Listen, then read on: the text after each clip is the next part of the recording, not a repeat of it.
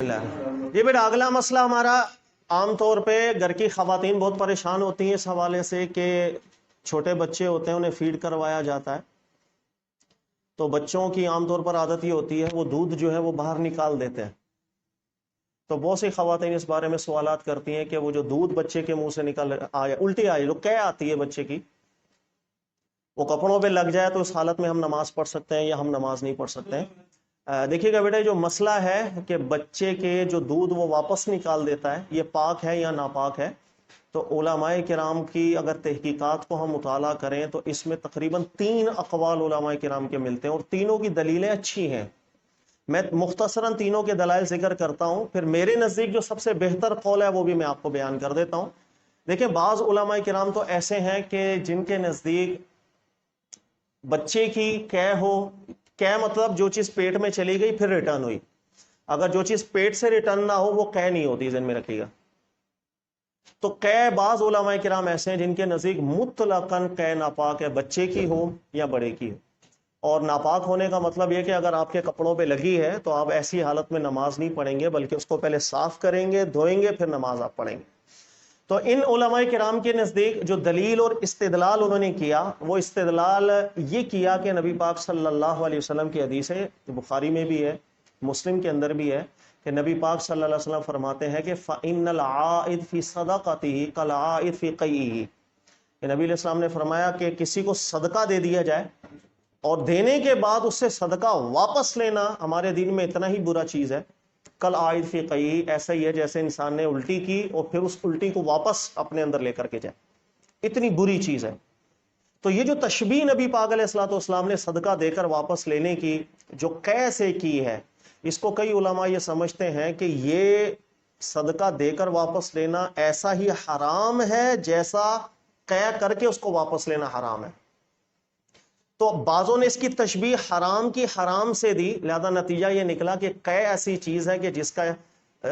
انسان کے لیے حرمت ایک ثابت کر دیتا ہے اور وہ ناپاک ہوگی تو ظاہر ہے اس کا اعادہ جو ہے ہم اس کو حرام کہہ سکتے ہیں. لہذا اس روایت سے استدلال کرتے ہوئے کئی علماء ایسے ہیں جن کا موقف ہے کہ قے ناپاک ہے، چاہے بچے کی ہو چاہے بڑے کی ہو. لیکن ایک طبقہ علماء کرام کا ایسا ہے جس میں امام مالک داخل ہیں رحمۃ اللہ تعالی علیہ، جو یہ فرماتے ہیں کہ الٹی جو ہے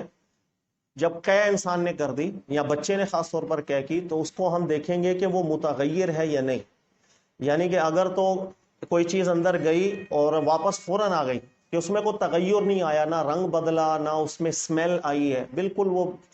ابھی ٹھیک ہے، تو اس کو ہم ناپاک نہیں کہہ سکتے. لیکن اگر وہ متغیر ہو گئی ہے، اس میں اسمیل آ گئی ہے یا بدل گیا، اس کا کلر بدل گیا، تو ہم اس کو ناپاک کہتے ہیں. اور اس کی دلیل وہ یہی دیتے ہیں کہ ہم اس حدیث سے استدلال نہیں کر سکتے ہیں، اچھا استدلال نہیں بنے گا، اس لیے کہ نبی پاک علیہ السلام نے صدقہ دے کر کے واپس لینا، اس کی جو تشبیہ بیان کی ہے ایسا ہے جیسے کسی نے قے کی اور واپس لی. یہ صرف ایک کراہت کے طور پر بیان کی ہے کہ یعنی جیسے انسان قے کر کے بالکل پسند نہیں کرتا کہ واپس اس قے کو اندر لے کر کے جائے، اسی طرح صدقہ کر کے واپس لینا اتنا ہی برا سمجھے.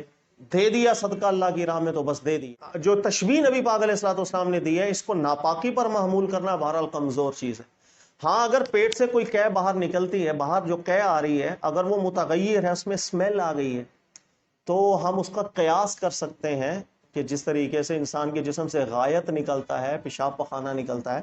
تو وہ بھی پیٹ سے متغیر ہو گیا جسم سے باہر نکلتا ہے، جیسے وہ ناپاک اسی طرح پیٹ سے متغیر ہو کے چیز اگر قے کی صورت میں باہر آ جائے تو ہم اس کو ناپاک کہہ سکتے ہیں. یہ استدلال بعض مالکی علماء کرام نے کیا،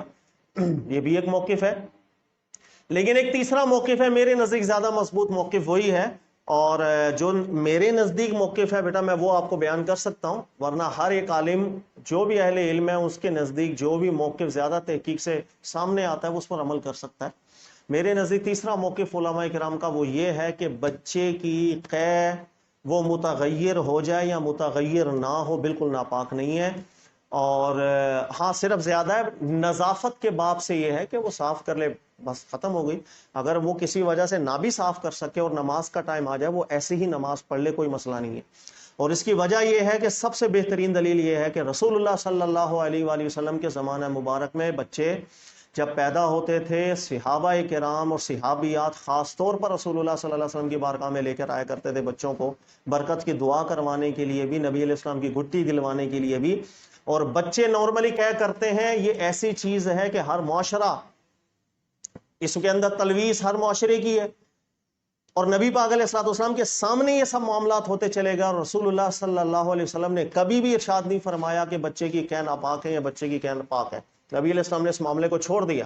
اور رسول اللہ صلی اللہ علیہ وسلم کے سامنے یہ کام ہو رہا ہو اور بلوا ہو اس کام کا، اور نبی پاک صلی اللہ علیہ وسلم ملاحظہ بھی فرمائیں اور اس کام سے منع بھی نہیں فرما رہے، یہ سب سے بڑی دلیل ہوتی ہے اس بات کی کہ وہ کام ناجائز نہیں ہے. منع ہوتا رسول اللہ صلی اللہ علیہ وسلم انکار فرما جاتے ہیں کہ اس حالت میں نماز نہیں پڑھنی اگر بچہ قے کر گیا. لہٰذا امام شوکانی گزرے ہیں یا دیگر کئی علماء کرام ایسے گزرے ہیں جن کے نزدیک یہی قول زیادہ اچھا ہے کہ رسول اللہ صلی اللہ علیہ وسلم کے سامنے بچے بہت ہوا کرتے تھے، صحابیات لے کر بھی آیا کرتی تھیں، اور یہ ایک بلوے کی کیفیت تھی کہ بچہ قے کر دیتا ہے، دودھ باہر نکال دیتا ہے، اور نبی پاک علیہ الصلوۃ والسلام کا اس کے باوجود بھی حکم نہ ارشاد فرمانا یہ واضح دلیل ہے کہ اس کو ہم ناپاک نہیں کہہ سکتے. لہٰذا خواتین پریشان نہ ہوا کریں. اگر جس قول کو میں نے ترجیح دی ہے اور میری دلیل اگر آپ کو زیادہ اچھی لگ رہی ہے تو اس پر عمل کرنا چاہیں تو بالکل پریشان نہ ہو. اگر بچہ قے کر دے، متغیر ہے، اس میں اسمیل آ رہی ہے، تو نظافت کے باب میں سے یہ ہے. نظافت کا مطلب بہتر ہے آپ نے واش کر لیا، اس کو دھو لیا بس. لیکن آپ یہ کہیں کہ اگر نماز پڑھنی پڑی ہے یا آپ گھر سے باہر ہیں کہ ابھی دھو نہیں سکتے، آپ نماز پڑھ لیں، انشاءاللہ تعالیٰ کوئی ایسا مسئلہ نہیں ہے. اور علماء کرام کے تینوں موقف میں نے آپ کے سامنے بیان کر